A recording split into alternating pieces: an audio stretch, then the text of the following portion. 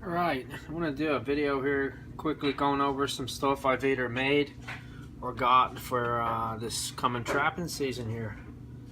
I'll show you some of the new stuff that I have here. Some new and some old.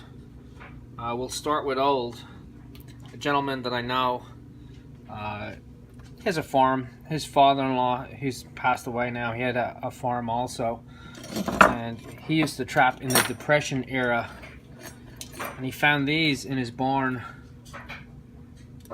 It's an old Victor. I think it's a 1.5. Of course, it's a leg hole trap. Got a chain on there. It even has a drag on it. And he had 3 of these that he found in his barn, so he gave them to me. Now I have one that I changed the springs on. The traps still function. They work perfectly fine. The springs were a little weak because they are very old.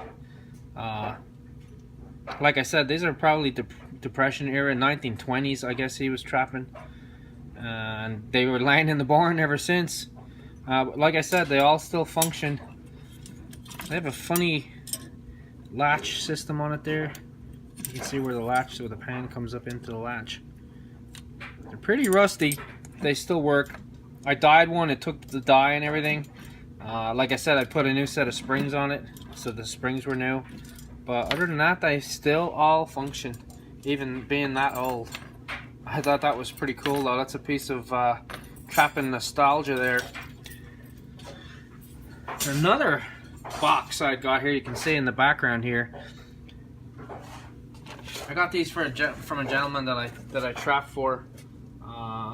If you see my muskrat video where I done the nuisance muskrat trapping, this gentleman had these in his barn. It's a box of Victor Conibear traps. You can see here in the bottom it says recommended for muskrat, mink, skunk, rats, etc. And it's patent pending in US. This is the original box. And there was a label on it to where it was shipped to, but it's not legible. It's so worn away I couldn't see where exactly it was shipped to. But they're all never used, still in the box. Now I don't know how old they are. Maybe somebody will be able to tell me. But it actually had paperwork in here. Victor Conibear traps. And it gives you a whole list of ways to set the trap and different ways to use it. You can see here it shows you how to set it. And then it shows you a different sets for it. There's a runway set, a cubby set, water set, running pole for like marten, another tree or pole set. And they have some ones I've never seen before. Look at that, a hanging set. There's an ice set for setting them under the ice. An overhead set. Then you have a raft set there for muskrats. Kind of like what Kirk uses, except he uses footholds on there. And then very last but not least, a wall set. Look for a rat. Set the trap along the wall. So I thought that was pretty good.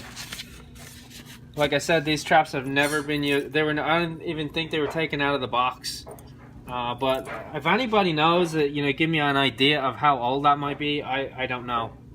I'm sure they're probably not that old, maybe 60s, I don't know. I'd like to find out though. So I'm going to use those traps are all like brand new. It's like they came straight out of the box. Now, speaking of 110 Conibears, I actually made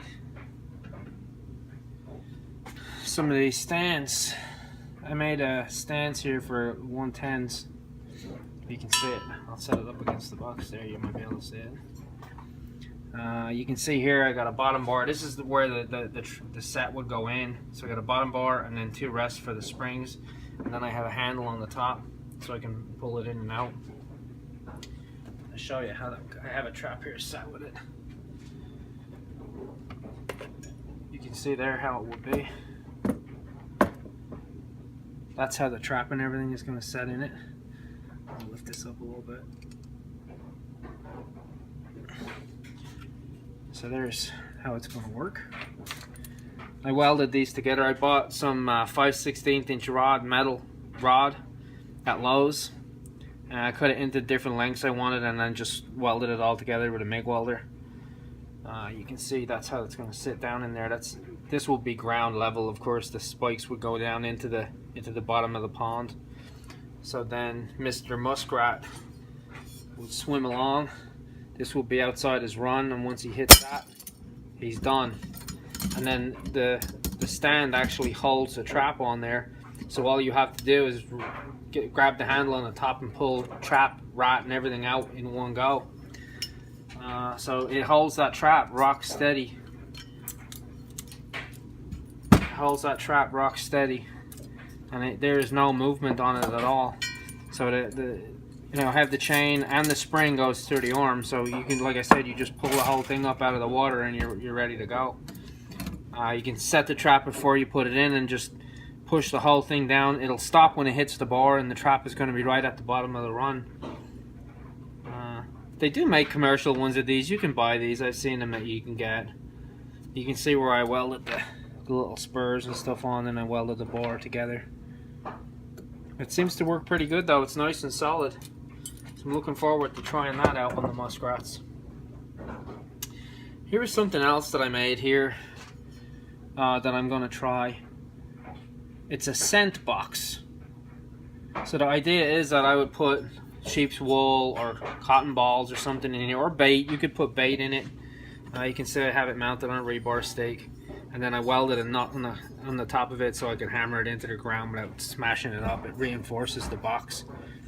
But what I'll do is I'll set this either between two sets or close to one set, and what it'll do is I can put lure or scent or bait and scent in this box and have it up off the ground so that the scent is not on the ground.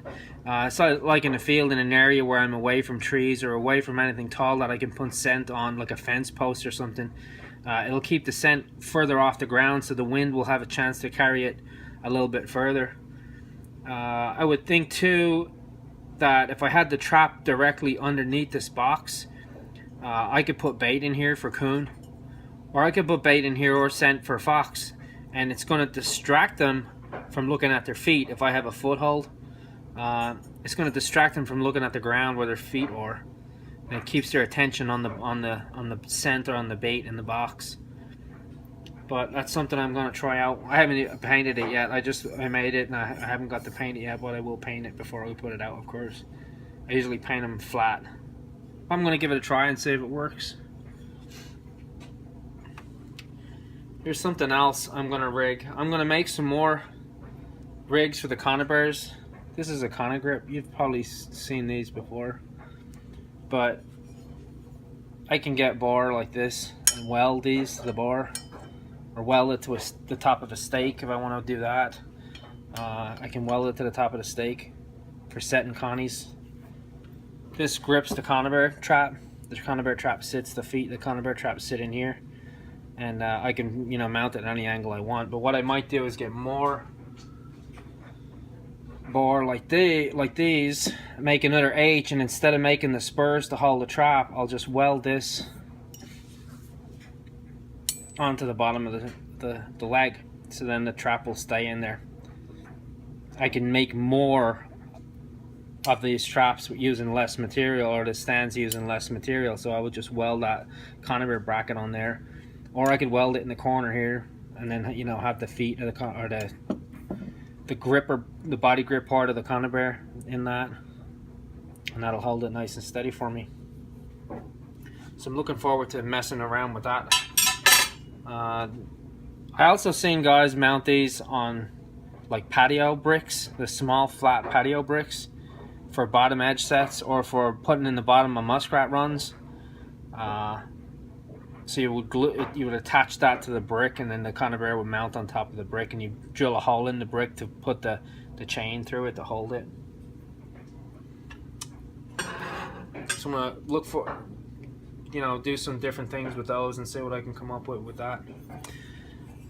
This is another interesting tool that I got. I got this at the sports show in Harrisburg. It is a dirt hole punch.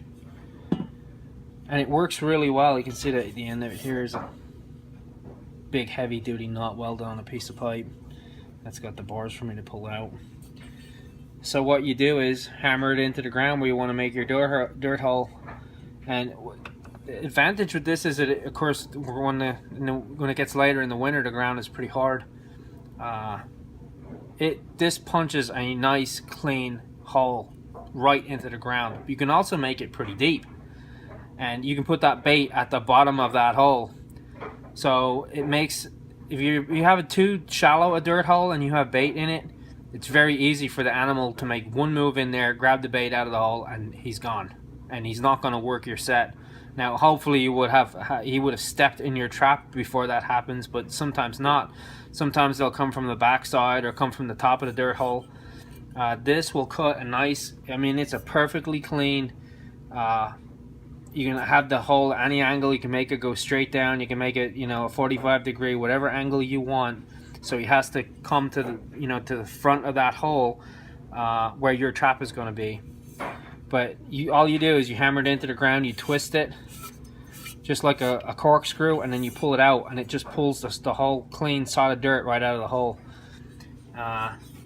It's really nice, really quick. I know some of the guys in Canada don't use dirt hole sets a lot. Well, down here we use dirt holes a lot. We use dirt holes a lot. That's pretty much bread and butter canine trapping around here. Dirt holes and flat sets. But this works really well. Ordinarily, what I would do is use a ray bar. I'd punch the ray bar into the ground and then ream the hole wider with the ray bar. The disadvantage to that is that you get a cone-shaped hole. So the hole is shaped, you know, like a cone, so the bait won't go down very deep. And it's especially hard when the ground is frozen. I mean, it's pretty tough to make a dirt hole. Some guys like to make really big. I mean, this will be a mouse hole, like a chipmunk hole. It's only about 1.5 inches across. Some guys like to make dirt holes that are like this, so you can fit your fist down into. If you want a lot of visual attraction, you know, for a coyote or something like that, you know, that's going to work really, really well. Some guys then prefer it, especially if you're trapping on public property. They'll use only a small hole, so it's harder to see. The fox will still see it, but it's harder for people to see it. Something else that I had picked up at the sports show, Harrisburg, this year. I've never used these before. This is a Montgomery trap. It's a number 2. It's made in America. It's a good quality trap. It's got a center chain, double swivel.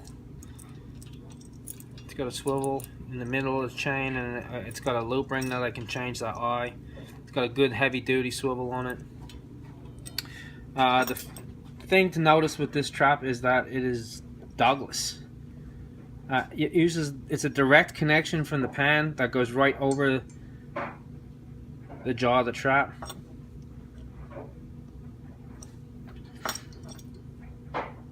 You can see there's no dog on it. It is pretty stiff to set. I mean, this has strong springs. It is stiff to set. We can see how that works there. It sits nice and level with the jaws. It's quick too. But there you see, it's completely dogless. It uses the pan as the trigger. It's got a nice big pan on it.